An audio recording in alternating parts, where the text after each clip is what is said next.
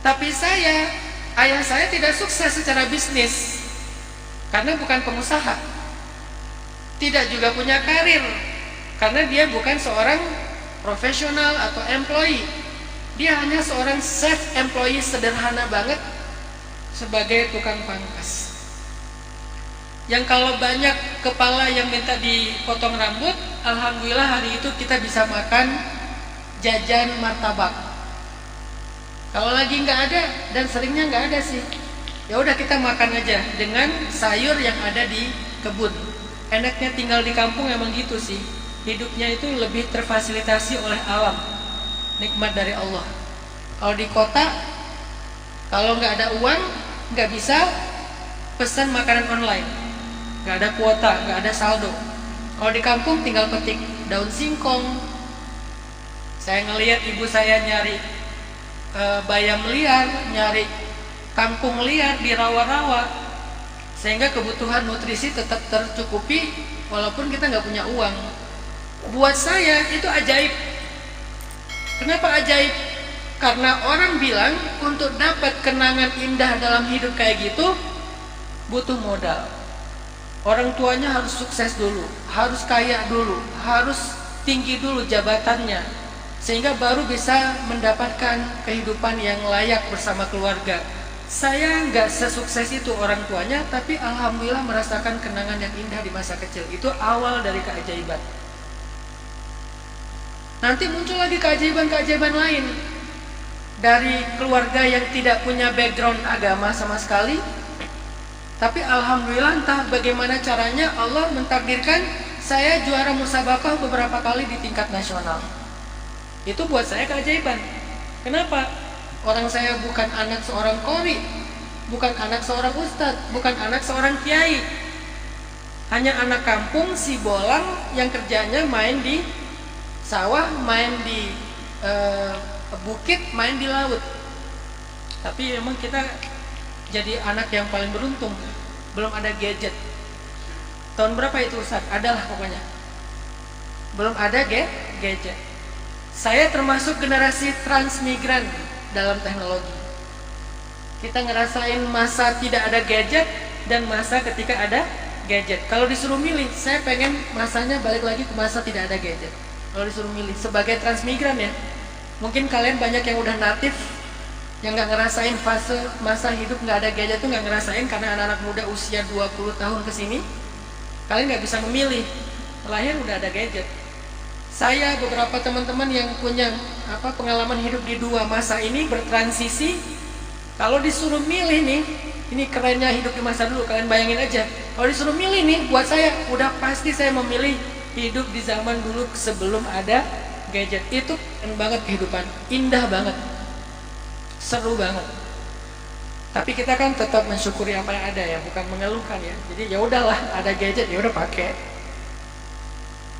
Tapi kangen gitu masa-masa main bola hujan-hujanan, main cari apa tuh yang terbang-terbang teh, bukan belalang, undur-undur, capung, nyari capung. Kalau di Aceh istilahnya ikan laga. Ikan laga itu ikan yang diadu tuh, yang kecil, cupang ya. Nah, ikan cupang dimasukin dalam botol, disimpan di bawah tempat tidur, makin gelap makin bagus warnanya, terus diadu, weh menang. Main kelereng, main kertas gambar, semua mainan tuh bikin sendiri, nggak ada yang beli. Kalau lebaran main meriam-meriam bambu, terus main granat yang dari busi dilubangin, kasih baut, dikasih korek, lempar, duar. Wah, itu indah banget. Sekarang udah jarang ya, kayaknya udah langka banget lah. Itu hal-hal udah termasuk benda langka itu. Jadi kalau ada kolektor yang menyimpan itu, harganya udah mahal sekarang.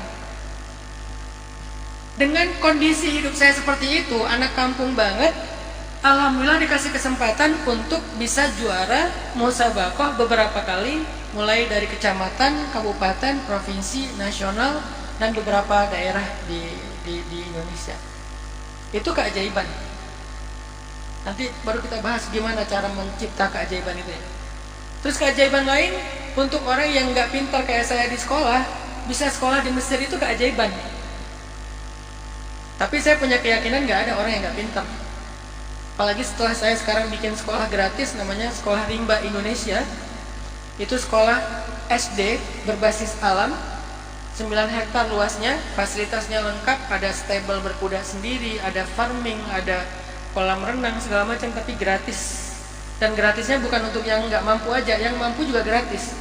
Jadi orang tua yang pakai mobil, yang jalan kaki sama gratis. Karena konsepnya bukan sekolah untuk duafa, bukan. Sekolah yang trennya pengen, ya namanya sekolah itu gratis. Pengen bikin tren masa kejayaan Islam di Andalusia dan di Baghdad, di mana sekolah itu harusnya gratis. Tapi walaupun gratis, gurunya harus dihargai lebih. Jangan mentang-mentang gratis, gurunya yang dikorbanin. Jadi gurunya minimal di atas UMR, nggak boleh sama dengan UMR. Minimal di atas UMR. Idealnya 3 kali lipat UMR.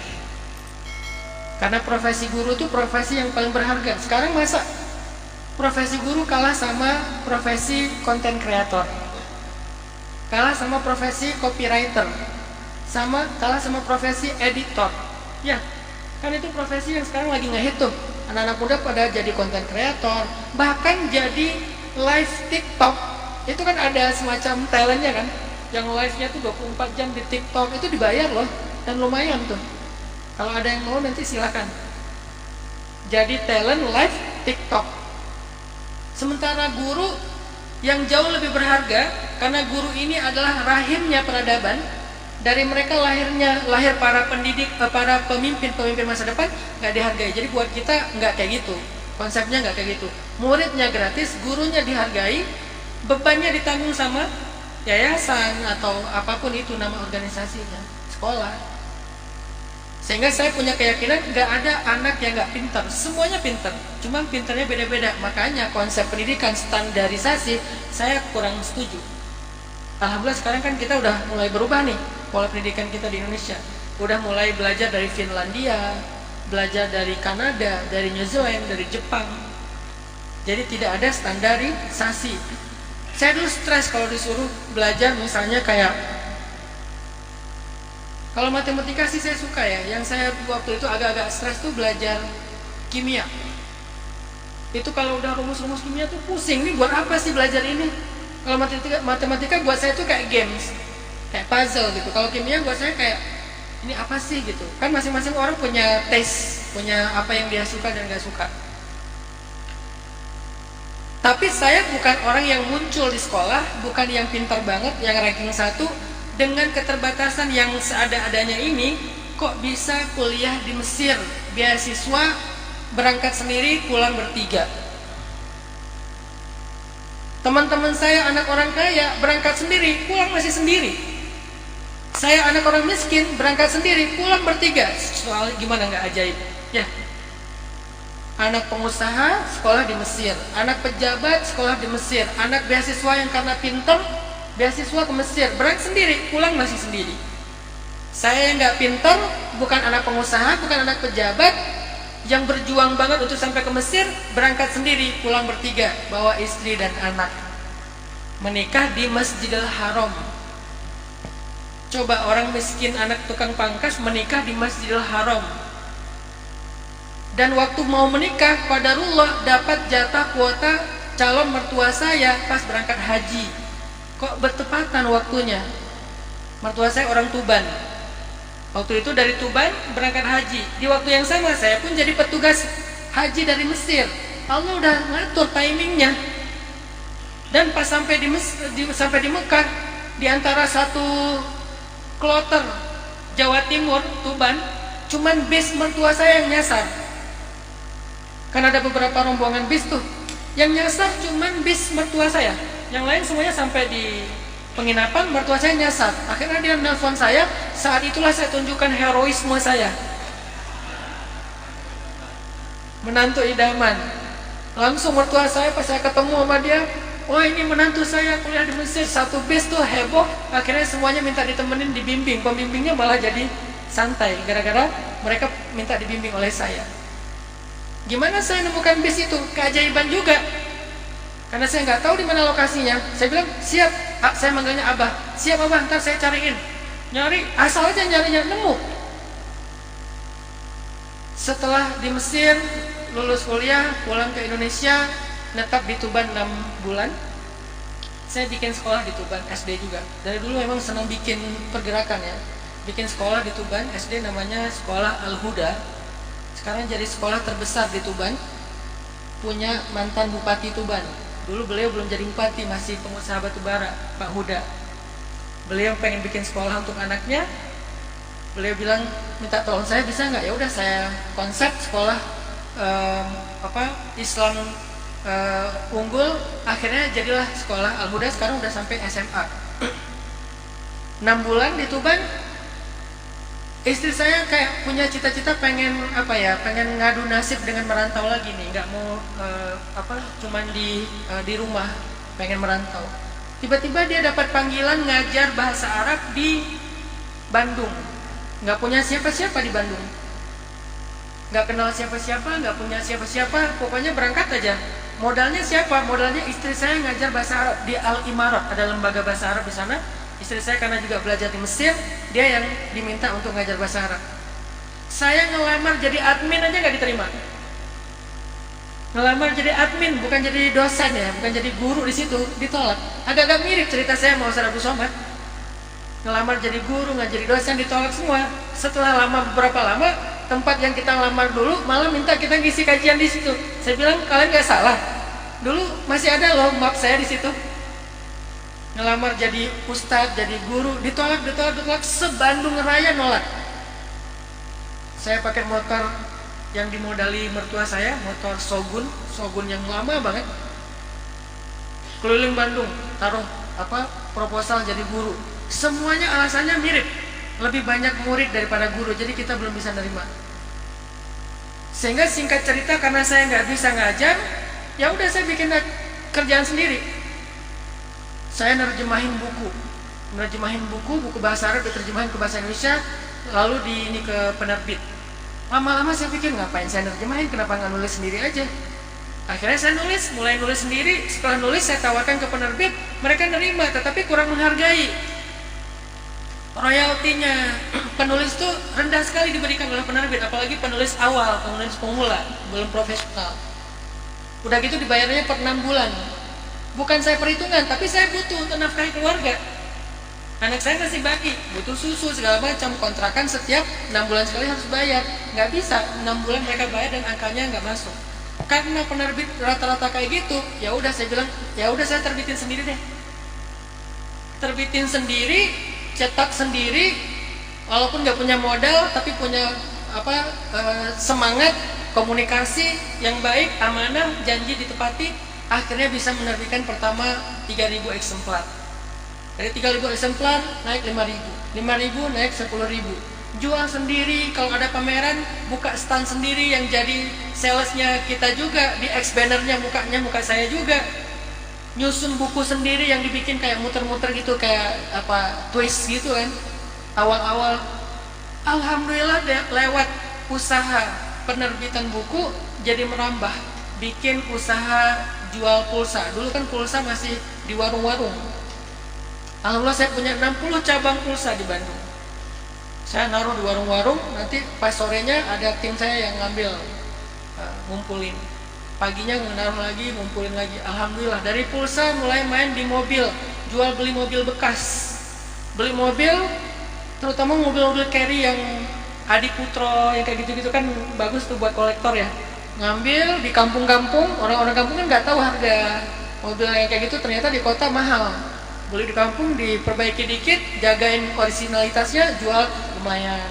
Dari mobil-mobil yang harganya 30 juta, naik 50 juta, 80 juta, seterusnya. Lalu main properti, bukan bikin perumahan sih, beli satu properti, benerin, jual lagi.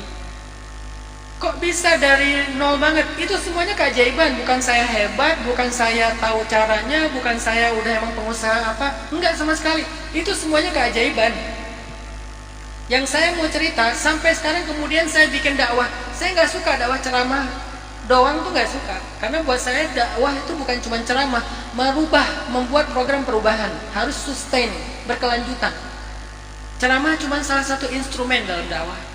Tapi dakwah sebenarnya adalah programming dalam merubah masyarakat. Jadi seorang dai buat saya, dia adalah seorang social engineer. Dai itu social engineer, insinyur sosial yang bisa merubah keadaan masyarakat, change maker. Sehingga akhirnya 2015 saya bikinlah sebuah dakwah membuat tren, yaitu tren hijrah. Ini untuk pertama kayaknya di Indonesia ada dakwah dengan metodologi tren. Belum ada dakwah metodologi tren. Kita bikin tren, karena saya nggak bisa bikin pesantren, saya bikin tren. Akhirnya dengan tren berkembang, muncul sosial media. Nggak pernah saya kolaborasi dengan artis supaya gede sosial media, nggak pernah waktu itu. Natural aja, tiba-tiba udah 1 juta follower, 2 juta follower, dan seterusnya. Itu keajaiban. Sampai kemudian karena udah ada movement, udah ada gerakan pemuda hijrah, kita cari tanah untuk bikin area untuk anak muda belajar, namanya youth space. Targetnya cuma 2000 meter, tapi dapatnya 9 hektar. Itu keajaiban. Dari targetnya 2000 meter, dapatnya 9 hektar. Dan itu bukan wakaf. 9 hektar itu bukan pemberian orang. Kita bisa menyicil, beli pelan-pelan sampai akhirnya bisa lunas. Itu tuh keajaiban dari Allah. Kemudian anak saya yang ketiga, harus ngitung dulu. Anak saya yang ketiga mau masuk SD nih. Saya bingung bikin apa, mau masuk SD mana yang bagus ya? Karena saya cukup idealis tentang pendidikan anak. Salah satu benchmark saya itu adalah International Green School yang ada di Bali, punya bule dan harganya mahal banget, berbasis alam. Ya udah, saya pikir ya udah bikin sendiri aja deh. Mumpung ada kawasan 9 hektar, bikin sekolah sendiri. Tapi saya nggak mau bikin sekolah yang kayak yang bikin bule yang mahal. Saya pengen yang gratis, tapi kualitasnya sama. Bangunan yang sustain, bambu, kemudian konsepnya alam, belajarnya kurikulumnya 30% Diknas, 70% bikin sendiri. Kalau mereka masing-masing anak dikasih coupling farming, kalau udah panen stroberi bawa pulang ke rumah, kasih hadiah stroberi buat ibunya, telur kampung, macam-macam. Itu keajaiban semua. Jadi apa yang saya alamin dalam hidup saya, terutama tentang masalah jodoh, itu adalah keajaiban. Karena saya bukan tipe istri saya. 5 hal yang istri saya hindari dari calon suaminya, 5-5-nya ada di saya. Komplit. Dia paling satu, nggak mau orang seberang, orang Sumatera. Bukan masalah suku, bukan, lebih ke karakter ya. Kita orang Sumatera ini kan apa adanya kalau ngomong. Kalau orang Jawa kan santun, dia menjaga, nggak boleh semuanya diomongin. Kalau orang Sumatera kalau udah diomongin udah selesai, nggak hard feeling, tapi masing-masing ada sisi positifnya lah. Kita nggak menjudge ya, hanya mencari sisi positif. Cuman dia bilang kayaknya nggak mau yang Sumatera. Kedua, nggak mau yang brewok. Masa saya harus cukur semua dulu biar dia mau. Yang ketiga, nggak mau yang pengennya yang kulitnya agak bening, yang putih. Saya kan bold banget. Yang eksotis ya, bukan bold, eksotis. Yang keempat, nggak mau ustadz. Yang kelima apa ya satu lagi? Nggak mau lebih muda. 5-5-nya ada di saya. Sehingga pas saya datang, ya Allah, jangan yang itu, jangan yang itu. Saya, ya Allah, yang itu please. Jadi bab jodoh juga adalah keajaiban. Jadi hidup saya rasain bukan karena saya, bukan karena orang tua, bukan karena modal materi, enggak sama sekali. Semuanya adalah keajaiban dari Allah Subhanahu wa taala. Karena rahmat Allah. Maka kenapa saya suka bicara tentang keajaiban? Karena saya sendiri adalah orang yang selalu merasakan keajaiban dalam hidup sampai hari ini.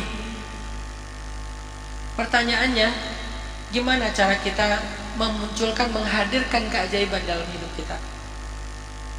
Dalam segala masalah hidup kita. Masalah karir, kita berharap ada keajaiban. Keajaiban ini artinya sesuatu yang di luar ekspektasi kita ya. Karena sesuatu yang kita bisa bayangin itu nggak ajaib. Maka nggak perlu diobrolin, udah jalanin aja. Kenapa saya pengen ngobrolin ini? Karena saya pengen kalian bermimpilah setinggi mungkin, sejauh mungkin, sebesar mungkin. Yang kalian sendiri kayak nggak kebayang gimana mewujudkan mimpi itu. Tapi andalkanlah langit, jangan cuma mengandalkan bumi. Ini bahasa sastra ya, jangan dipakai mengandalkan langit, syirik dong. Ini sastra.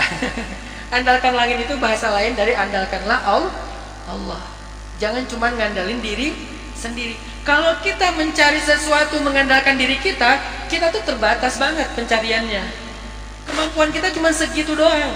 Makanya kita nggak pernah dapat keajaiban dan kesuksesan yang besar dalam hidup. Soalnya batasannya jelas. Materi kita terbatas, fisik kita terbatas, pikiran kita terbatas, keluarga kita terbatas, network pertemanan kita terbatas. Masa kita mau hidup dengan keterbatasan? Jangan mengandalkan sesuatu yang penuh dengan keterbatasan untuk hidup. Nggak bakalan keren hidup kita, nggak bakalan hebat, nggak bakalan besar, karena semuanya terbatas. Kalau mau yang di luar batas, di luar nalar, di luar kebiasaan, tapi dalam makna yang positif, maka jangan andalkan diri kita, andalkanlah Allah dengan mengharapkan keajaiban. Bab jodoh, jangan nanggung melihat diri kita, kayaknya untuk saya cocoknya yang standarnya gini-gini aja deh, gak usah terlalu tinggi standarnya. Gak berani berharap suaminya itu seorang misalnya pengusaha. Siapa saya yang pengusaha mau nikah sama saya? Kan saya anak petani biasa. Orang tua saya cuma jualan di warung. Saya cuma pendidikan sampai SMA. Masa ada pengusaha yang mau nikah sama saya? Masa ada dokter yang mau nikah sama saya? Masa ada bule yang mau nikah sama saya? Masa ada orang Korea opa-opa mau nikah sama saya? Jangan membatasi diri kita, karena kita ini mukmin. Kita ini mukmin. Yang kita andalkan bukan diri kita, yang kita andalkan itu adalah Allah Subhanahu wa taala, dan Allah ala kulli syai'in qadir. Tidak ada batas. Sehingga dengan contoh tadi masalah jodoh, udah berharap aja jodoh yang terbaik, standarnya yang tinggi. Jodoh saya pertama tingginya 2,5 meter misalnya, kulitnya Korea, rambutnya misalnya Portugal, agak-agak gini, Portugal misalnya. Terus apalagi hidungnya Arab yang mancungnya sampai miring misalnya. Terus karakternya orang orang Indonesia banget lah gitu, terutama orang-orang yang di kawasan yang lembut kayak Solo, Sunda gitu-gitu. Silakan bikin standar yang tinggi. Jangan membuat standar karena ngelihat diri kita, tapi buatlah standar karena ngelihat Allah. Begitu juga dalam urusan karir. Saya pengen kuliah di Mesir yang agama. Saya pengen kuliah di Oxford yang umum. Saya pengen masuk ITB, saya pengen masuk UI. Saya pengen kuliah kedokteran, pengen jadi dokter spesialis saraf. Paling repot kan? Spesialis saraf. Pengen dokter di Al-Azhar kayak Ustaz Abu Somad. Pengen jadi ulama besar kayak Imam Syafi'i. Pengen jadi pemain bola kayak, waduh, ini rusuh, ini bahaya. Boleh lah Ronaldo atau Messi biar imbangnya, walaupun saya Messi. Dalam urusan bola, dalam urusan moralitas Ronaldo, karena dia lebih humanis. Tapi dalam bola udahlah, nggak bisa dibohongin. Ini ngapain bahas bola sih? Udah selesai juga. Intinya pengen apa? Tetapkan keinginan kita tuh, jangan nanggung. Kenapa nanggung? Nggak berani. Kenapa nggak berani? Karena ngelihat diri sendiri. Salah. Jangan lihat diri kita, lihatlah Allah. Pandanglah dunia dari angle langit. Karena semua yang terlihat di bumi dari langit itu kecil. Lihatlah dunia dari langit, semuanya akan tampak kecil, sepele. Tapi kalau kita melihat dunia dari tempat kita berdiri, semuanya tampak besar. Quote of the day ya. Lihatlah dunia dari angle langit. Lihatlah bumi dari langit, semua tampak kecil. Harta kecil, jabatan kecil, karir kecil, jodoh kecil, semuanya kecil karena dilihatnya dari langit. Tapi kalau kita ngelihat bumi dari tempat kita berdiri, semua tampak besar. Sehingga untuk menurunkan keajaiban dalam hidup, mulailah dengan mengharapkan sesuatu yang besar yang gak biasa dan berani untuk melakukan itu. Ustadz, apa gak berlebihan Ustadz? Berlebihan kalau kita mengandalkan diri kita sendiri, tapi sama sekali gak berlebihan kalau kita mengandalkan Allah. Ya, berlebihan kalau kita berharap jadi Elon Musk. Ya, berlebihan kalau kita berharap menjadi apa misalnya yang di luar kemampuan kita. Berlebihan emang, kurang realistis kalau kita mengandalkan diri kita sendiri. Tapi kalau kita mengandalkan Allah, nggak ada yang berlebihan, malah kurang itu. Karena sepele banget buat Allah. Apalagi cuma masalah hati seseorang. Ada di antara jemari Allah, tinggal dibolak-balik sama Allah gampang. Tapi kalau kita kayaknya udah jungkir balik, makin ilfil dia tuh. Kalau mengandalkan diri kita, nggak usah bolak-balik pakai jemari ya, jungkir balik, malah dia ilfil. Di blok, unfollow, apalagi left group, karena segrup sama kita. Gara-gara kita terlalu agresif dan atraktif, sehingga dia malah ilfil karena mengandalkan diri sendiri. Tapi kalau kita mengandalkan Allah, dia nggak bisa ngapa-ngapain. Dia sendiri heran, kok saya mau ya? Maka malam ini kita pengen belajar gimana sih cara menurunkan keajaiban dalam hidup apapun, termasuk ke hal-hal yang kayak pengen umroh. Saya dulu ketika masih di Mesir, teman-teman, pas lagi jadi petugas haji, bukan petugas sih, jadi freelancer haji.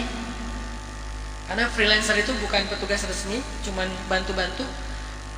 Saya tuh ngelihat jamaah haji Indonesia pas haji itu tinggal di Hilton.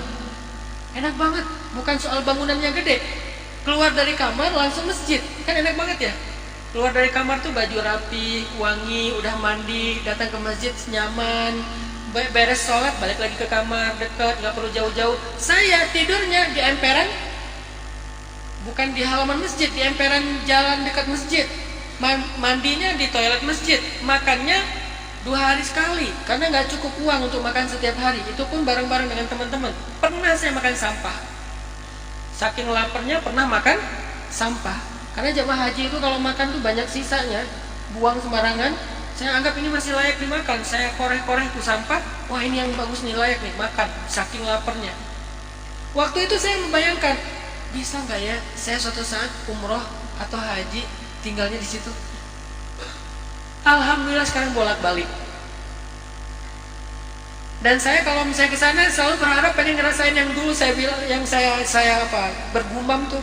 Sekarang mungkin bukan Hilton lagi ya, karena Hilton udah pindah ke belakang kan. Sekarang adanya Zamzam, Darul Ghufron, yang masih tetap di depan itu Darut Tauhid Intercon. Saya selalu bilang, ngerasa bahwa oh ini keajaiban nih. Saya sekarang ada di sini. Saya turun dari kamar langsung di pelataran masjid dengan pakaian yang sudah rapi, sudah wangi, habis mandi, tinggal ke masjid, nyaman banget. Ini adalah posisi ketika dulu saya berharap. Jadi kalau saya ketemu mahasiswa di sana sekarang, saya ngelihat diri saya di masa lalu, 10 tahun yang lalu, 15 tahun yang lalu. Itu pun keajaiban. Apa saya banyak uang sehingga bisa bolak-balik umroh? Enggak. Tahun ini 2023 saya pengen umroh setiap 3 bulan sekali. Itu resolusi saya, pengen umroh paling lama 3 bulan sekali. Berarti setahun minimal 4 kali umroh. Dan gak mau jadi pembimbing, cuman sekali doang pembimbing. 3 kalinya pengen umroh sebagai jamaah. Kenapa? Kalau pembimbing ada amanah yang harus saya pikul untuk membimbing orang lain. Akhirnya saya kurang maksimal dalam ibadah sendiri. Kalau sebagai jamaah full ibadah, nggak ada city tour. Kenapa? Udah berapa kali city tour, udah hafal semuanya. Jadi saya nggak butuh city tour, saya butuhnya itikaf di masjid. Pengen zikir yang banyak, sholat yang banyak, pengen 4 kali. Bisa kalau mengandalkan Allah. Kalau mengandalkan diri saya, kayaknya aduh lumayan sih. Sekali berangkat sekian, 4 kali dalam setahun, itu lumayan. Tapi kalau mengandalkan Allah, ada aja jalannya. Dan ketika saya berangkat umroh, saya selalu melihat ada jamaah yang mengalami keajaiban yang sama. Seorang petani yang, bukan petani ya, buruh tani. Kalau petani lumayan punya harta. Buruh tani, Dia nggak punya sawah, dia cuman ngelola sawah orang lain yang dia dibayarnya kecil banget. Kalau berhasil, kalau gagal panen ya bayarnya lebih kecil lagi. Tapi bisa umroh tinggal di Zamzam Tower, di Pullman bintang 5. Satu kamar itu cuman berdua, double loh, bukan quad, double kamarnya. Karena Allah memampukan yang diundang, bukan mengundang yang mampu. Allah tidak mengundang yang mampu, tetapi memampukan yang diundang. Tiba-tiba mampu aja dia karena Allah undang. Apakah lewat saudaranya, apakah lewat apa? Ada marbot masjid yang bisa umroh. Apakah dia mampu menabung sampai bisa umroh seperti tukang bubur naik haji? Mungkin nggak mampu. Tapi karena Allah mengundang, dia dimampukan. Tiba-tiba dapat hadiah umroh. Dan hadiahnya bukan yang tanggung, hadiahnya yang umroh elit, umroh premium, yang cukup eksklusif. Bisa kayak gitu. Jadi banyak teman-teman. Saya sekarang punya hobi misalnya dulu 2015 ya, punya hobi itu skateboard. Pengen belajar skate. Dan punya cita-cita pengen main skate di Turki. Alhamdulillah tercapai. Pengen main snowboard salju di Jepang. Alhamdulillah tercapai. Sekarang lagi senang-senangnya berkuda nih. Ada harapan pengen berkuda di Afrika. Ada di Afrika Selatan tuh namanya safari berkuda.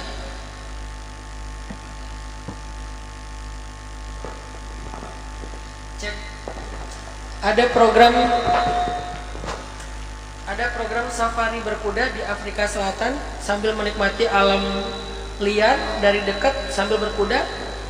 Dan saya berani aja gitu, punya harapan mudah-mudahan suatu saat bisa ke Afrika Selatan, pengen berkuda yang jauh, endurance berapa puluh kilo sambil ngelihat singa, ngelihat gajah dari jarak dekat, ngelewatin danau, canter, kemudian digelap sejauh mungkin. Berani, kenapa? Karena saya percaya dengan keajaiban. Saya percaya dengan keajaiban. Saking beraninya dan percaya dengan keajaiban, ada hal yang kadang-kadang saya nggak berani berharap, takut terkabulkan. Bukan GR ya, tapi bukan ngelihat diri kita, ngelihat Allah. Kalau ngelihat diri kita, kita jadi merasa orang suci, merasa orang yang layak, bukan karena ngelihat Allah. Termasuk pengen punya anak. Ya Allah, pengen punya anak yang dia tuh nanti mau saya kasih nama Aisyah. Mudah-mudahan karakternya mirip dengan Sayyidah Aisyah, pemalu. Anak pertama pemalu, namanya Aisyah. Pengen yang agak-agak semangat anaknya kayak Sayyidah Maryam, nanti dikasih nama Maryam. Anak kedua perempuan lagi, Maryam. Pengen anak laki-laki, ya Allah, tapi kalau bisa dia tuh lembut kayak Nabi Yahya, dan dia senang dengan hal-hal yang sifatnya engineer tentang teknik kayak Yahya Ayyash di Palestina. Nanti saya kasih dia nama Yahya Ayyash. Anak ketiga, istri hamil, anak ketiga laki, namain Yahya Ayyash. Pengen ada anak yang mukanya tuh Aceh banget, karena 3 anak saya nggak ada yang Aceh. Ini mukanya Aceh banget, matanya dekok, kan mata orang Aceh tuh agak masuk gitu kan, matanya dekok gitu. Pokoknya yang Aceh banget deh. Mau saya kasih nama sesuai dengan identitas saya, Mutia. Anak keempat lahir perempuan, Mutia. Mutia itu bahasa Arab, Mutiah, jadi Mutia. Yang kelima, pengen lagi anak laki-laki, tapi yang rambutnya tuh keriting ke atas, jangan turun. Bukan keriting gini, keritingnya ke atas. Terus kalau bisa dia anaknya agak atraktif. Saya kasih nama nanti dia seperti seorang pendiri negara Turki Utsmani, yaitu Ertugrul Gazi. Lahir anak kelima, laki-laki, keriting, Ertugrul Gazi. Kenapa kok Ustadz banyak banget berhayal sih? Saya nggak mengandalkan Doraemon yang punya pintu kemana saja, ada kantong ajaib. Tapi ada yang lebih dahsyat daripada Doraemon, yaitu mengandalkan Allah. Selama yang kita harapkan itu kebaikan, selama yang kita harapkan itu kebaikan. Kenapa takut berharap yang baik? Kenapa takut berharap yang menjadi jalan kebaikan dan ketaatan kepada Allah? Berharap aja. Sehingga akhirnya saya berkesimpulan, hidup itu harus banyak keajaiban. Sekarang yang perlu kita cari, kunci keajaiban itu apa? Gimana ngetuk pintu langit supaya turun keajaiban? Pasti banyak sekali kunci-kunci yang diajarkan para ulama. Malam ini saya pengen share 3 aja kunci dari keajaiban. Yang pertama, mengetuk pintu langit itu adalah dengan kalimatan thayyibah. Asluha sabitun far'uha fis sama tu'ti ukulaha kullahinin bi'idni rabbiha. Itu udah diajarin sama Allah di dalam surat Ibrahim. Coba ya kita baca biar ada tilawahnya. Saya coba baca surat Ibrahim ayat 24 dan 25. Nanti teman-teman bisa cek. A'udzu billahi minasy syaithanir rajim. Bismillahirrahmanirrahim. ألم تر كيف ضرب الله مثلا كلمة طيبة كشجرة طيبة أصلها ثابت وفرعها في السماء تؤتي أكلها كل حين بإذن ربها ويضرب الله الأمثال للناس لعلهم يتذكرون. Sadaqallahul adzim. Tidakkah kalian memperhatikan bagaimana Allah membuat sebuah perumpamaan? Kalimatan thayyibah, kalimat yang baik, ucapan yang baik, itu adalah seperti syajaratin thayyibah, pohon yang baik. Pohon yang baik itu ada 3 hal yang menjadikannya baik. 1, asluha sabit, akarnya kuat di dalam tanah. 2, far'uha fis sama, cabangnya sampai menjulang ke langit. Dan yang 3, tu'ti ukulaha kullahinin bi'izni rabbiha, buahnya banyak di setiap musim dengan izin dari Tuhannya. Kalau kita mempelajari tafsir dari analogi, ini salah satu contoh ayat masal ya, ayat analogi di dalam Al-Quran. Kalau kita pelajari tafsirnya, ternyata kalimatan thayyibah itu adalah kalimat yang sangat-sangat ajaib dan akan melahirkan banyak keajaiban. Apa itu kalimatan thayyibah? Semua kalimat yang mengandung zikrullah, itu kalimat thayyibah. Semua kalimat yang mengandung zikrullah itu adalah kalimatan thayyibah. Sehingga kunci pertama untuk menciptakan keajaiban atau menurunkan keajaiban dari langit, mengetuk pintu langit, perbanyaklah kalimat yang mengandung zikrullah dalam kehidupan kita. Perbanyak. Yang kayak gimana Ustaz? Minta dong zikirnya. Zikir itu nggak usah merasa kayak kurang, karena udah banyak zikir dan mudah. Allah itu gak pernah mempersulit hambanya, kita aja yang mempersulit diri sendiri. Zikir itu gampang. Yang paling gampang apa? Bismillah. Yang kita anggap sepele, tapi itu ajaib. Awalilah segala aktivitas kita, segala keinginan kita, segala perilaku kita, segala kegiatan kita dengan nama Allah. Minimal Bismillah. Nanti saya kasih tahu gimana Bismillah yang powerful. Tapi sekarang kita perlu sama-sama yakini dulu bahwa Bismillah itu bukan kalimat sepele, walaupun mudah. Itulah Allah, sangat pemurah, memberikan sesuatu yang berharga tapi mudah. Manusia ngasih yang murah tapi sulit. Allah ngasih yang mahal tapi dimudahin, nggak murahan tapi mudah. Karena Allah tuh maha kaya dan maha pemurah, nggak kayak manusia. Sehingga jangan sampai kita berpikir mentang-mentang ini sesuatu yang mudah terus jadi remeh. Bismillah. Enggak gitu. Kalau dunia mungkin sesuatu yang mudah itu enggak berharga, tapi langit yang berharga itu justru dimudahin. Maka jangan meremehkan kalimat Bismillah. Itu ajaib banget loh Bismillah itu. Kalau kita benar-benar membacanya dengan cara yang tepat seperti yang diajarkan di surat Ibrahim. Nabi bilang, segala sesuatu yang dimulai dengan nama Allah, maka ada dalamnya keberkahan. Segala sesuatu yang tidak ada nama Allah di dalamnya, tercabutlah keberkahan darinya. Apa arti keberkahan? Ziyadatul khair, itu arti keberkahan, bertambahnya kebaikan. Jadi kalau kita pengen bertambah lebih dari yang kita mampu, lebih dari yang kita hak mendapatkannya, lebih dari yang kita pikirkan, mau bertambah, kan keajaiban itu sesuatu yang lebih. Maka kuncinya bismillah. Dan bismillah itu filosofi utamanya adalah bukan cuma ucapan, melibatkan Allah dalam urusan kita. Seolah-olah kita bilang gini, ya Allah ikut saya dong, bantuin saya dong dalam urusan ini, saya nggak bisa sendiri. Itulah filosofi dari bismillah. Bukan sekedar bismillahirrahmanirrahim, bukan.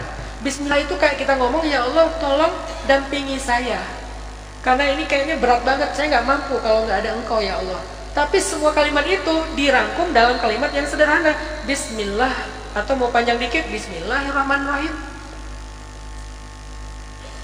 Syaratnya apa biar bismillah atau zikir-zikir yang lain nanti powerful? Syaratnya 3.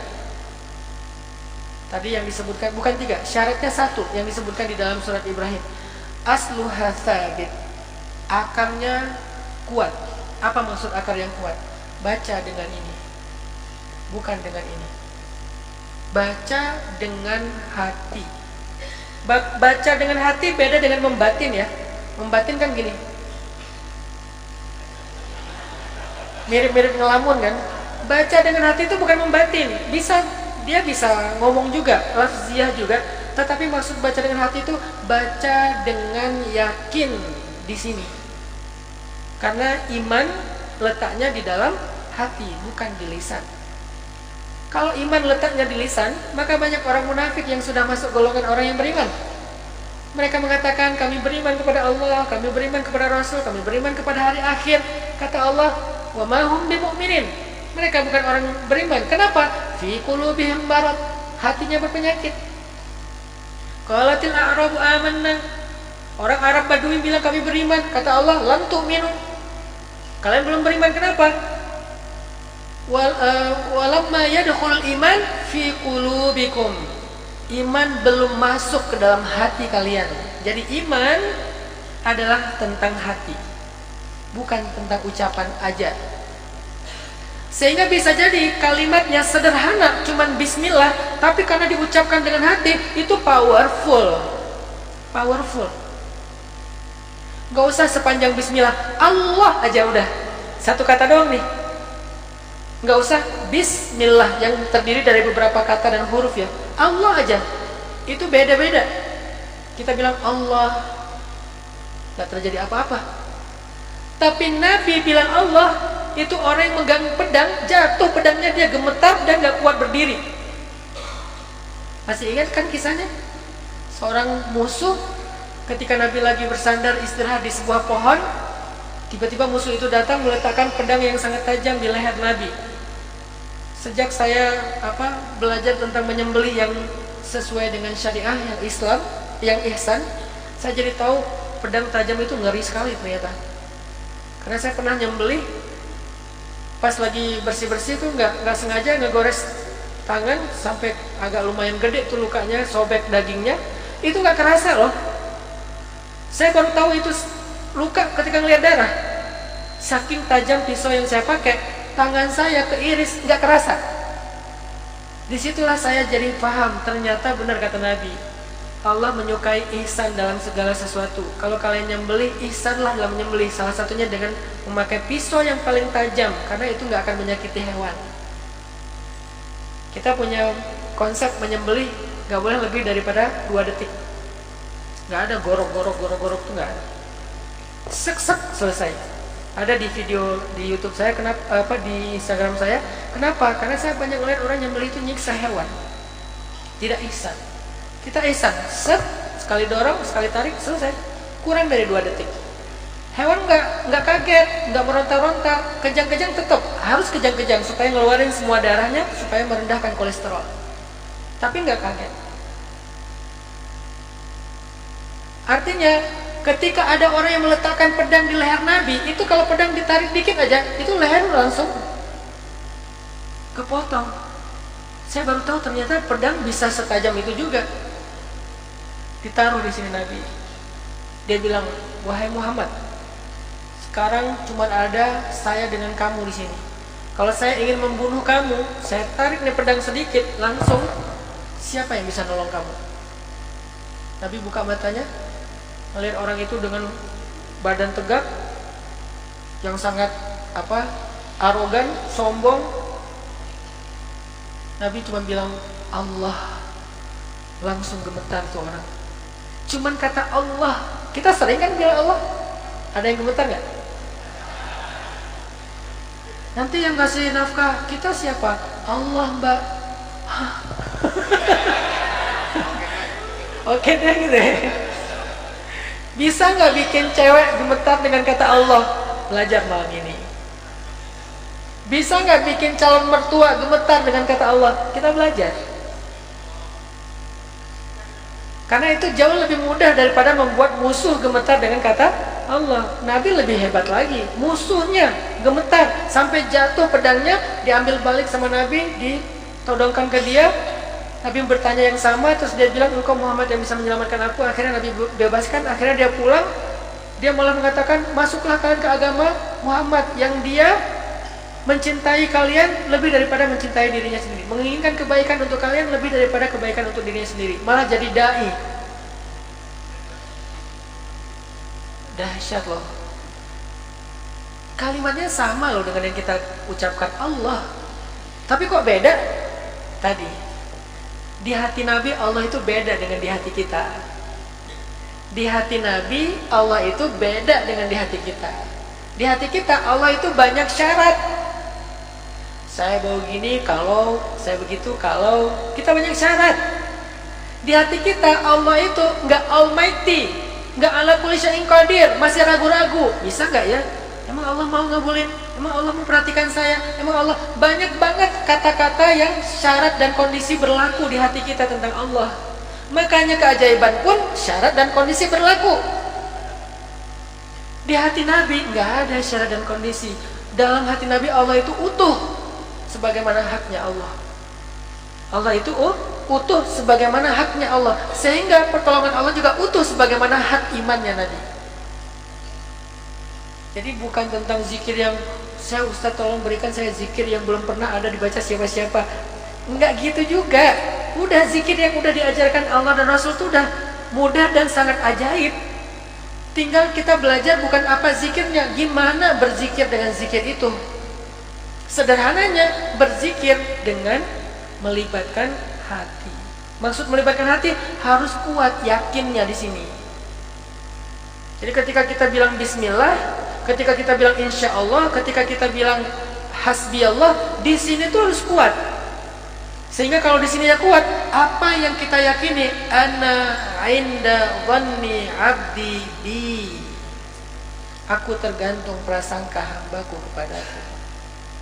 Prasangka, maksudnya keyakinan kita. Kalau kita setengah-setengah ke Allah, maka itulah hasilnya. Bukan Allah setengah-setengah ke kita ya. Saya bahasanya harus sangat teliti. Itulah hasilnya sesuai prasangka kita.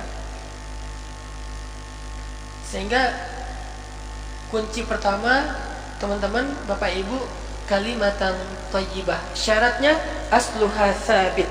Harus kuat banget menancap di dalam hati kita. Mau kalimat apa? Bismillah. Mau kalimat apa? Hasbi Allah. Tergantung kondisi kan. Kalau mau mengawali sesuatu, bismillah. Kalau udahan dengan sesuatu dan pengen dapat nikmat yang lebih, alhamdulillah. Karena in syakartum la azidannakum. Sederhana loh. Konsep dengan Allah itu sederhana sekali. Cuman kita nggak menjalankannya dengan benar-benar serius. Mau tambah nikmat nih, la in syakartum la azidannakum. Ya udah, alhamdulillah dengan hati. Alhamdulillah. Beda dengan alhamdulillah. Beda dengan alhamdulillah, orang yang kayak bersyukur, orang yang sangat menghargai, orang yang sangat merasa beruntung, kan beda kan? Ekspresinya aja udah beda. Alhamdulillah. Itu beda tuh rasanya tuh. Sehingga Allah pasti nambahin la azidannakum, pakai kalimat lam ta'kid lagi, pasti aku tambahin, pakai tasydid lagi. Udah pakai lam ta'kid, pakai tasydid, coba kurang apa? La azidannakum, bukan la azidukum, la azidannakum. Pasti kata Allah, aku tambahin. Tapi kok enggak Ustaz? Saya udah alhamdulillah 100 kali. Alhamdulillah, alhamdulillah, alhamdulillah. Di hatinya masuk enggak? Enggak apa-apa 100 kali, apalagi 1000 kali, lebih bagus lagi. Tapi pakai hati semua. Jangan cuman lisan. kita berlatih itu. Alhamdulillah, alhamdulillah, alhamdulillah. Tapi di hati juga dia ngomong yang sama. Dan hati nggak bisa bohong. Dia benar-benar bilang nikmat dari Allah. Allah baik banget, Allah baik banget, Allah baik banget. Tapi kalau alhamdulillah Allah kok gitu sih, alhamdulillah kok Allah tega sih, Allah ya nggak nyambung lisan sama hatinya. Gimana mau dapat keajaiban? Gitu juga ketika kita bilang hasbi Allah, itu benar-benar di hati itu emang merasa Allah cukup, saya nggak butuh yang lain. Tapi kalau Allah cukup, tapi ya normalnya kan, syariatnya kan, ikhtiarnya kan, realistisnya kan, jangan tapi. Jangan sampai kalimat lisan kita dibantah oleh hati kita. Lisan kita bilang hasbi Allah, hati kita, tapi kan kita tetap butuh ini, tapi kan kita tetap butuh itu, tapi kan semuanya butuh modal, tapi kan makin banyak kita ucapin hasbi Allah, makin banyak dibantah sama hati kita. Gak nyambung. Connectingkan lisan dengan hati kita. Ketika lisan kita bilang hasbi Allah, hati kita bilang saya emang gak butuh siapa-siapa selain Allah. Ke manusia, saya tidak mau menjadi fakir di hadapan mereka. Saya di hadapan manusia ingin menjadi orang yang bermanfaat, bukan menjadi orang yang memanfaatkan. Kepada manusia, saya pengen jadi orang yang bermanfaat. Saya pengen bantu orang, saya pengen berbuat baik ke orang lain, tapi saya nggak butuh dia. Sama istri, saya pengen menyayangi dia, tapi saya tidak mengharapkan dia memberikan hal yang sama kepada saya dari dia. Saya mintanya dari Allah. Itu enak tuh. Tapi kalau nuntutnya lebih banyak daripada ngasihnya, itulah awal dari keributan. Istri itu harusnya kan kayak gini ya, suami harusnya kan kayak gitu ya. Sama-sama nuntut, mengharapnya ke manusia. Berarti nggak hasbi Allah dong. Kalau hasbi Allah, kita ke istri itu sayang banget, ke suaminya itu taat banget, tapi kita tidak bergantung sama mereka untuk mengharapkan kebaikan. Kalau kebaikan kita nggak dibalas, kita nggak ilfil, kita nggak bete, kita nggak kecewa, karena kita nggak butuh mereka. Kita hanya ingin berbuat baik sama mereka. Kan enak ya? Kepada manusia, kita ingin berbuat baik karena khairun nas anfa'uhum linnas. Tapi kepada Allah, kita ingin mengharapkan sebanyak mungkin kebaikan, dan kita nggak butuh manusia untuk masalah harapan ini. Dalam masalah harapan, kita nggak butuh manusia. Kalau kayak gitu, nggak ada tolong menolong, nggak usah. Ada. Dengan konsep yang pertama tadi, tolong menolong itu adalah sebuah inisiatif membantu, bukan sebuah beban yang kita berikan ke orang lain. Akhirnya kita jadi beban hidup orang. Makanya ketika Nabi Ibrahim ada di dalam api, apinya udah menyala, datang malaikat Jibril. Malaikat Jibril bilang ke Nabi Ibrahim, ya Ibrahim, atau ya Ibrahim, ada dua bacaan. Hal laka hajah? Apakah kamu butuh sesuatu, wahai Ibrahim? Sel, minta, nanti aku bantu kamu, wahai Ibrahim. Jibril nanya. Apa jawaban Ibrahim? Bukan kamu nanya, bukan. Ini bahaya juga nih. Kalau di Indonesia kayak gitu, kamu bertanya-tanya. Apaan tuh? Repot kalau di Indonesia tuh, segala macam salah. Jibril bertanya kepada Ibrahim, ya Ibrahim, hal laka hajah? Sel. Ibrahim, kamu butuh sesuatu, minta. Apa jawaban Nabi Ibrahim? Amma ilaika fala. Kepada kamu Jibril? Enggak, saya enggak butuh apa-apa. Hasbi Allah wa ni'mal wakil. Dan itu diucapkan dengan hati. Langsung Allah membenarkan apa yang diucapkan Ibrahim dengan kalimat, ya nar kuni bardan wa salaman ala Ibrahim. Wahai api, jadilah engkau sejuk dan nyaman untuk hambaku Ibrahim. Allah membenarkan ucapan Ibrahim yang di hati tadi. Makanya ucapan kita itu harus dibenarkan oleh Allah dulu, baru pintu langit itu terbuka. Kalau ucapan kita nggak dibenarkan oleh Allah, apalagi dibantah, nggak akan terbuka. Sama kayak kalimat tadi. Wa minan nasi man yaqulu amanna billahi wa bil yaumil akhir wa ma hum bimu'minin fi qulubihim marad. قالت الأعراب آمنا قل لم تؤمنوا ولكن قولوا أسلمنا ولما يدخل الإيمان في قلوبكم. Jadi syaratnya kalimatan thayyibah yang bisa mengetuk pintu langit, Allah membenarkan ucapan kita. Dan yang Allah lihat, kata Nabi, innallaha la yanzuru ila suwarikum wala ila a'malikum wala ila amwalikum walakin yanzur ila qulubikum.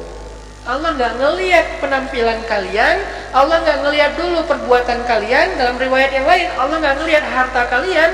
Yang Allah lihat pertama adalah hati kalian. Benar nggak? Sehingga kalau hati kalian udah dibenarkan oleh Allah, baru yang lain dinilai. Jadi hati dulu yang kita coba connectingkan dengan lisan ketika mengucapkan hasbi Allah. Benar nggak sih hasbi Allah? Jadi kita tanya sendiri, istafti qalbak, kata Nabi, tanya ke hatimu. Istafti qalbak, tanya ke hatimu. Pas kita bilang hasbi Allah, istafti qalbak, benar nggak cukup Allah aja? Ada syarat nggak kalau Allah itu mau cukup?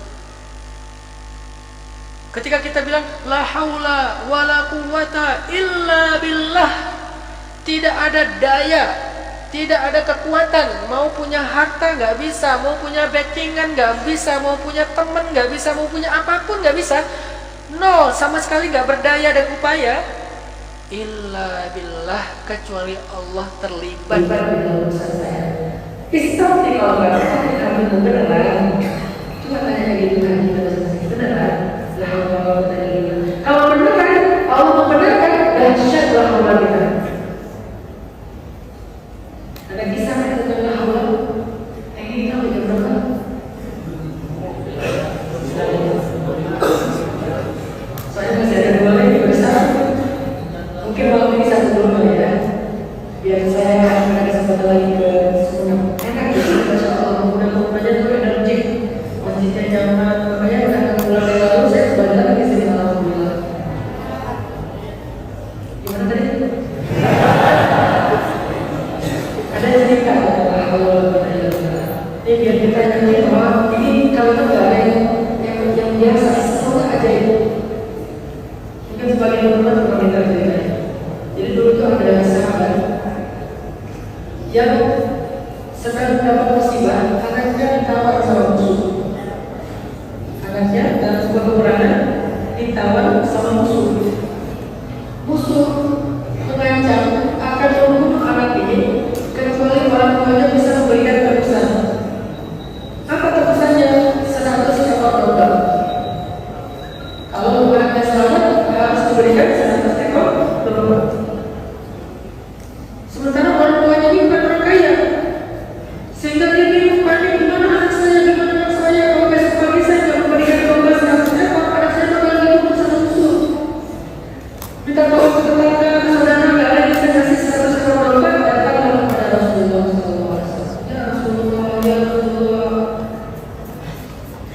Pertanyaan Balham, ada sahabat kata dia, ya Rasulullah, anak saya kalau musuh mereka minta 100 ekor domba sebagai tebusan, saya nggak punya sebanyak itu. Saya udah kumpulin beberapa ekor tapi tidak sampai 100, masih jauh. Bantu saya ya Rasulullah. Rasulullah sallallahu alaihi wasallam kalau bisa bantu pasti dibantu. Cuma waktu itu Rasulullah nggak punya juga 100 ekor domba. Sahabat yang kaya sedang bawa di luar negeri, nggak ada yang bisa kita tolong. Akhirnya Rasulullah bilang,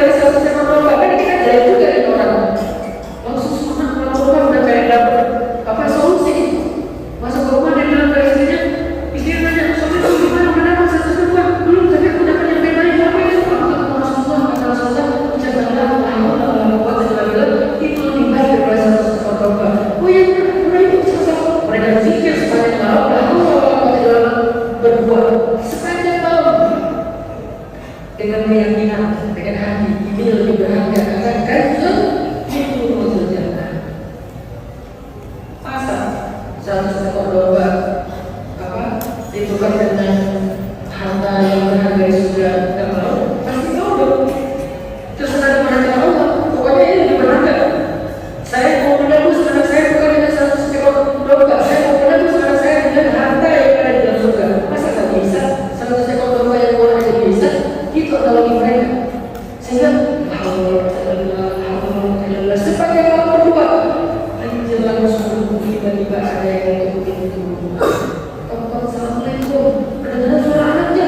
Anak kita buka pintunya, Masya Allah. Ada slow motion menunjukkan. Ini storytelling jadi salah lagi ya. Lagi menceritakan supaya punya kepada theater of mind, bisa membayangkan masa semuanya orang sila sahabat dan sebagainya. Akan apakah ada trainingnya, fortinya segala macam. Karena sila sahabat gak ada trainingnya, saya pikir ini dalam theater of mind. Jadi membahas sila itu harus ada gapnya, jangan dari sekarang. Akhirnya mereka bilang, gimana kok bisa kesulitan?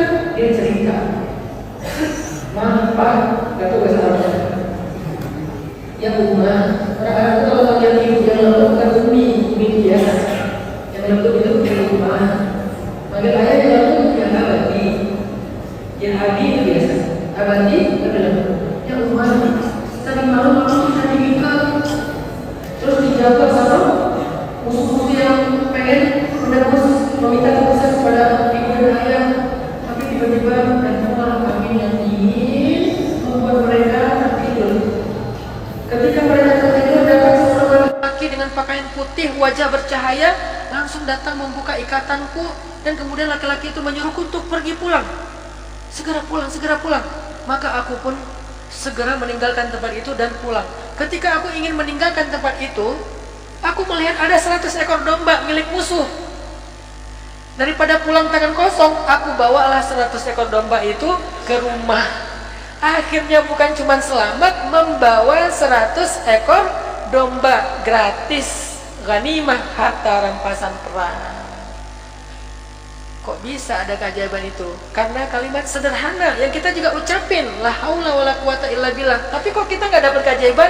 Istafti qalbak. Beneran? Tanya ke hati kita. Beneran bahwa kita merasa nggak berdaya ada kecuali dengan Allah? Beneran nggak ada yang bisa nolongin kita selain Allah? Beneran di hati kamu ada kayak gitu? Coba istafti qalbak. Atau mau ucapin apa? Ibu-ibu rumah tangga butuh yang lebih baik daripada mesin cuci? Butuh yang lebih baik daripada rice cooker, microwave? Butuh lebih baik daripada pembantu, asisten rumah tangga? Fatimah, Sayyidah Fatimah pernah seperti itu, mengeluh karena capek. Setiap hari ngangkut air, setiap hari giling gandum, setiap hari ngurus rumah, ngurus Hasan Hussein, capek. Sehingga ketika di Masjid Nabawi banyak pembantu yang ingin berkhidmat buat Nabi, tadinya Fatimah pengen minta satu biar bantuin Fatimah di rumah, tapi ternyata Nabi lagi sibuk sehingga nggak sempat ngobrol. Maka Nabi nyusul ke rumah Fatimah. Nabi nanya, Fatimah, Ali ada apa? Nabi sayang banget sama Fatimah. Maka Ali bilang, ya Rasulullah, Fatimah kasihan, setiap hari lelah ngurus rumah, ngurus anak, giling gandum, ngangkat air. Karena dulu tuh nggak pakai keran kayak sekarang tinggal muter keluar air. Dulu ngambil ke sumur jauh, ngangkat lagi ke rumah, balik lagi ke sumur, susah. Tadi saya minta Fatimah untuk datang ke masjid supaya ngomong ke Rasul, minta satu orang pembantu bantu Fatimah di rumah. Oh, kata Nabi, Fatimah, mau nggak ayah kasih sesuatu yang lebih baik daripada pembantu? Apa ayah yang lebih baik daripada pembantu?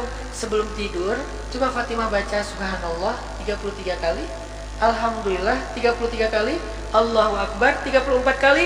Itu lebih baik daripada pembantu. Alhamdulillah dapat yang lebih baik daripada pembantu. Itu baru namanya connecting antara lisan dengan hati. Kalau kita, ya sih, tapi kan nggak bisa masak nasi pakai Subhanallah.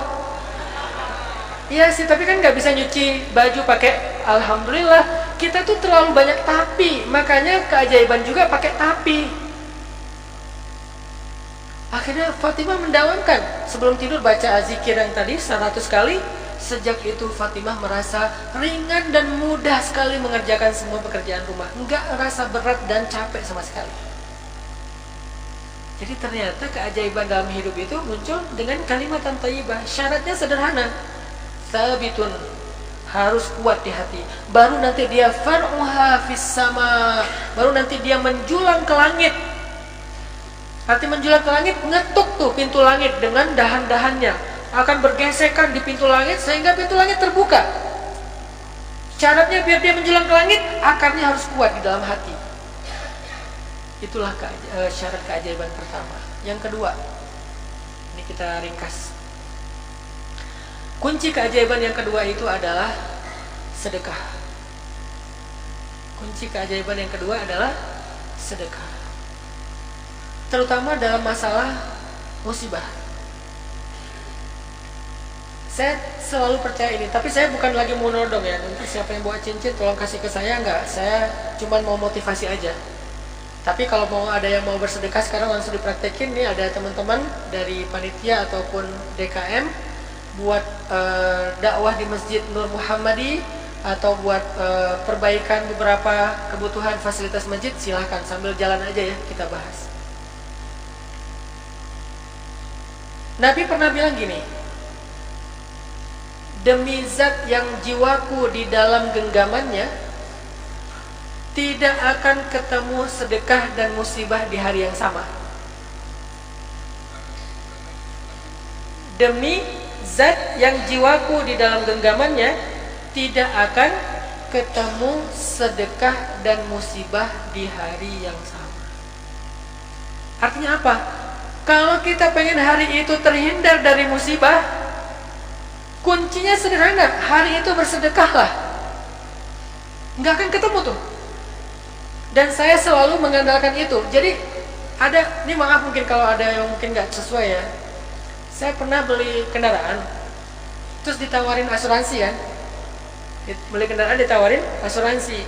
Bukan saya anti asuransi, enggak. Saya respect lah dengan segala macam usaha orang lain. Tapi kan ini pilihan pribadi dong. Bebas saya mau menerima atau enggak. Apalagi misalnya kendaraan baru. Dia udah bujuk-bujuk, Pak sayang nih kalau lecet, Pak sayang nih masih baru, minimal ambil yang 1 tahun dulu all risk, sisanya TLO aja atau apa kayak gitu-gitu.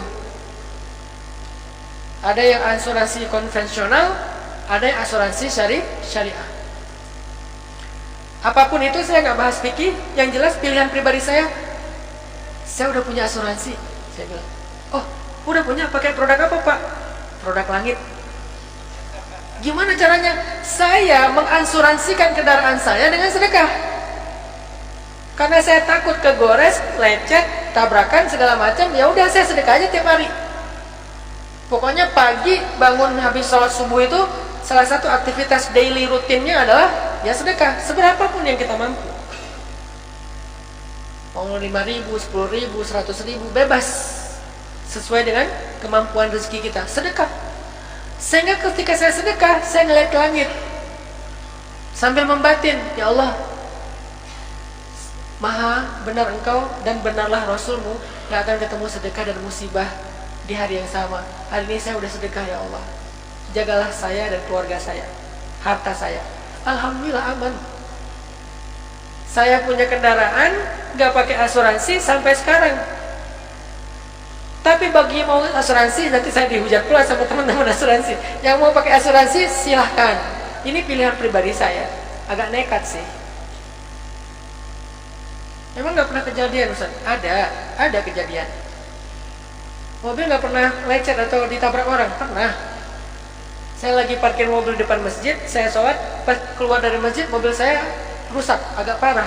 Ditabrak kata orang-orang di warung, ditabrak sama truk box. Terus dia pergi. Bagian belakangnya lumayan, lampunya habis. Ya kalau di total sekitar habislah sekitar 6 juta lah. Begitu mobil saya rusak, saya nggak bilang katanya sedekah nggak ketemu sama musibah. Ini nih, kalau hatinya masih ada ragu. Saya udah yakin 100% sedekah sama musibah itu nggak ketemu, udah nggak ketemu. Terus yang barusan apa? Itu bukan musibah. Itu cara Allah mau mengganti yang lebih baik. Jadi gimana hati kita mau terguncang, mau galau? Nggak bisa. Orang saya selalu yakin kok 100%, nggak ada cerita itu salah. Nabi nggak mungkin berbohong. La yantiqu 'anil hawa in huwa illa wahyun yuha. Pasti benar yang diucapkan Nabi, dan maha benar pula Allah Subhanahu wa taala. Sehingga begitu saya udah sedekah hari itu, tapi mobil saya ditabrak mobil box, sehingga lampunya lumayan nggak bisa cuman di apa di amplas doang, nggak bisa di kumpon, nggak bisa. Bukan kena cuman body doang, lampunya juga kena. Saya langsung angkat tangan. Karena ada tips gimana cara kalau dapat musibah diganti yang lebih baik. Allahumma ajurni fi musibati wakhluf li khairam minha. Ya Allah, beri saya pahala dalam musibah ini, beri saya ganti yang lebih baik. Dengan hati yakin dong, ntar diganti nih yang lebih baik, diganti nih, bener nih diganti nih, beneran diganti teman-teman. Gak usah disebut deh merek mobilnya apa, pokoknya diganti lah, beneran diganti. Kejadian lain misal motor hilang, motor baru 2 bulan kalau nggak salah, motor apa Matic yang kecil yang bisa pakai buat ngangkat mineral galon ke minimarket. Kalau kita, karena kan anak saya udah banyak nih, kalau lagi mau motoran malam-malam tuh sampai duduk di depan gini. Tapi yang kemampuannya baru beli yang segitu kan, ya udahlah beli. Karena saya nggak mau waktu itu belum berkenan untuk kredit, jadi saya beli semampu saya, belilah yang itu. 2 bulan, pas saya mau keluar sholat subuh, saya lihat di carport, bukan garasi, carport rumah saya, motor saya mana ya? Oh nggak ada. Ngelihat gerbang, gemboknya udah hancur. Gerboknya dipaksa dibuka, terus gerbangnya kebuka setengah, gemboknya rusak. Musibah nih. Karena belum sempat sedekah kan subuh, sedekahnya kan habis subuh. Tapi saya nggak ragu sama sekali. Ini mau diganti lagi nih kayaknya. Ya udah deh. Allahumma ajurni fi musibati wa akhluf li khairan minha. Coba bayangin orang dapat musibah senyum-senyum. Senyum-senyumnya bukan ke manusia, senyum-senyum ke langit. Enak kan hidup kayak gitu kan? Dapat musibah. Ya Allah. Itulah mukmin. Ajaban li amril mu'min. Inna amrahu kullahu khair. Orang mukmin itu ajib, kata Nabi, semuanya baik. In asabathu sarra syakara fakana khairan lah, wa in asabathu dharra sabara fakana khairan lah, wa laysa dzalika li ahadin illa lil mu'min. Kalau dia dikasih nikmat, syukur, nambah nikmatnya. Kalau dia dikasih musibah, sabar, diganti dengan yang lebih baik. Kurang apa coba mukmin itu? Tapi iman itu kan di sini, bukan di sini, bukan di KTP. Iman itu di sini. Sehingga nanya, saya mukmin enggak? Istafti qalbak. Tanya ke hati kita masing-masing. Ya Allah, beri saya ganti yang lebih baik. Baru saya nyari pencurinya siapa. Keliling di gang-gang nyari, siapa tahu ada yang lagi dorong motor. Mas, ini motor siapa? Alhamdulillah nggak ketemu. Kayaknya dia udah tengah malam ngambilnya. Selang seminggu, tiba-tiba ada teman saya, pengusaha dari Surabaya, datang ke Bandung. Saya nggak posting. Kalau saya posting ada ikhtiarnya dong, menghubungi manusia. Kan saya pengen menghubungi langit doang, nggak mau menghubungi bumi. Bumi saya nggak kasih tahu sama sekali, kecuali yang tahu cuma keluarga doang. Ya pasti tahu lah. Tapi nggak saya kasih tahu ke teman-teman. Aku motornya hilang. Tapi nggak apa-apa, Allah pasti ganti kok. Itu mas nyindir. Nggak gitu caranya. Benar-benar rahasia. Begitu kita libatkan manusia, Allah nggak terlibat lagi. Udah susah tuh. Karena saya nggak pengen melibatkan manusia, saya rahasiain, nggak ada yang tahu kecuali keluarga. Dan istri saya nggak ngasih tahu siapa-siapa juga. Selang seminggu ada teman saya dari Surabaya, pengusaha, datang ke Bandung bilang, Ustadz, saya ada nazar. Siapa juga yang nyuruh dia nazar gitu kan? Saya ada nazar. Apa nazarnya? Kalau saya dapat rezeki dalam satu usaha saya, ada proyek kayak gitu, saya pengen ngasih Ustadz motor. Dalam hati saya, oke. Mau dikasih motor. Terus dia bilang, Ustadz pengen motor apa? Oh alhamdulillah, Masya Allah, mudah-mudahan berkah usahanya. Basa-basi dong. Ustadz mau dikasih motor apa? Saya terserah aja. Kenapa? Saya nggak mau ngasih tahu dia. Saya pengen ngasih tahu Allah. Saya pengen motor apa? Nggak mau saya ngasih tahu dia. Ya udah yuk kita ke dealer. Nggak usah, mas aja. Begitu dia ke dealer, saya wudhu, saya sholat.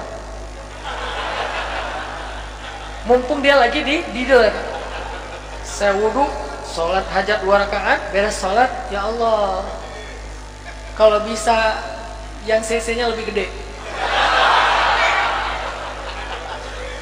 Ini demi Allah nih cerita kisah nyata ya. Persis kayak gitu, spesifik. Ya Allah, CC-nya lebih gede, bagasinya bisa masuk lemari, maksudnya gede juga bagasinya, dan kalau bisa warna hitam ya Allah. Yang hilang warna merah soalnya, kesukaan istri saya.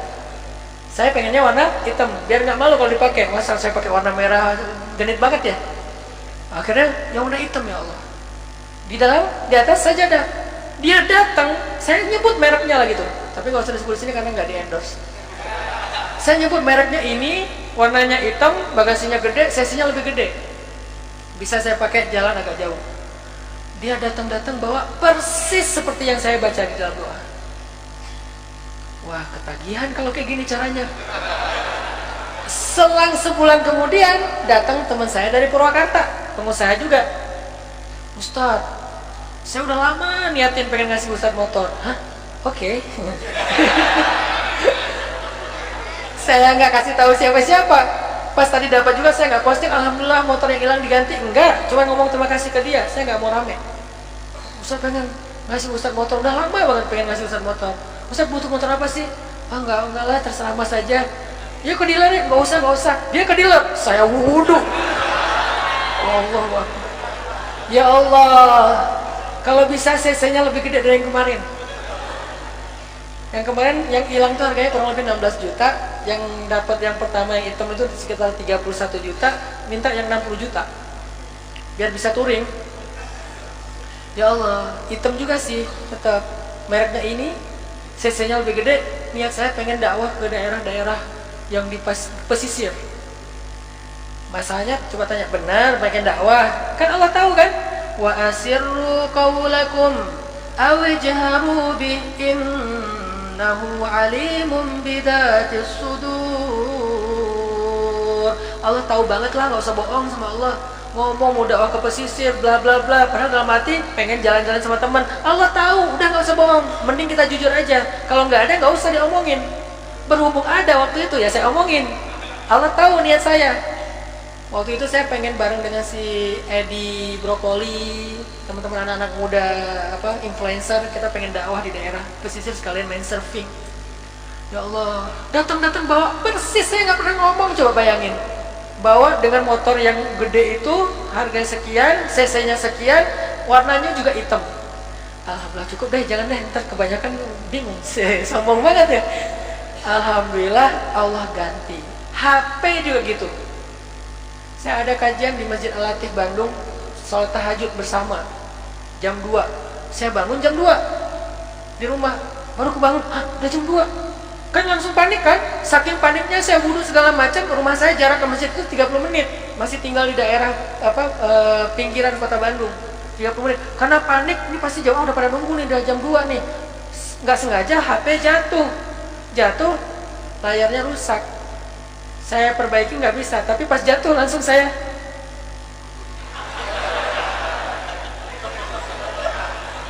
hidup tuh libatin Allah, jangan libatin manusia. Enak banget loh libatin Allah tuh. Tapi jujur sama Allah, jangan bohong, karena Allah tuh nggak bisa. Yukhadi'unallaha walladzina amanu wa ma yakhda'una illa anfusahum wa ma yash'urun. Jangan khida sama Allah, jangan bohong. Allah HP mau diganti nih. Allahumma ajurni fi musibati wa akhlif li khairan minha. Tahajud pula, pas sujud panjang di tahajud, wah, nggak usah nunggu berhari-hari seminggu kayak motor, besoknya diganti langsung HP dengan kamera 3, entah apa tuh mereknya. Masya Allah, luar biasa. Artinya teman-teman sekalian, nomor 2 adalah sedekah. Jangan khawatir kalau dalam hari yang sama ternyata ada kejadian. Jangan membuat kita ragu tentang kebenaran janji Nabi. Katanya nggak ketemu sedekah dengan musibah dari yang sama. Kok saya kejadian? Balik lagi ke mindset iman. Iman tuh harus sabit, nggak boleh goyah-goyah sama sekali. Cari alasan lain, apa alasannya? Oh, berarti Allah mau mengganti yang lebih baik. Maka syarat yang ketiga, kunci yang ketiga, doa. Karena kata Nabi, silahul, andalannya orang beriman itu doa. Kemana-mana yang dipakai doa. Tapi doa juga punya syarat. Jangan sampai doa kita itu terhalang. Salah satu penghalang doa adalah makanan, minuman, rezeki yang tidak halal. Ustadz, saya udah doa di Ka'bah, di Raudhah dan segala macam, kok belum dikabulkan? Atib mat'amak, kata Nabi kepada Sa'ad bin Abi Waqqas. Perhatikan coba makanan kamu, udah halal belum? Halal kok Ustadz makan nasi? Bukan itu maksudnya. Dari mana dapatnya gitu? Kalau makan nasi udah pasti. Halal kok Ustadz makanan kami dari sumber. Kalau gitu halal sumbernya, halal jenisnya, udah dikasih belum hak fakir miskin? Udah bayar zakat belum? Karena kalau kita belum bayar zakat, sama aja di harta kita tuh ada hak orang lain, nggak bersih. Periksa lagi mat'amak, periksa lagi harta kamu, makanan kamu. Kalau dia udah bersih, nggak ada lagi penghalang antara doa kamu dengan Allah Subhanahu Wa Taala.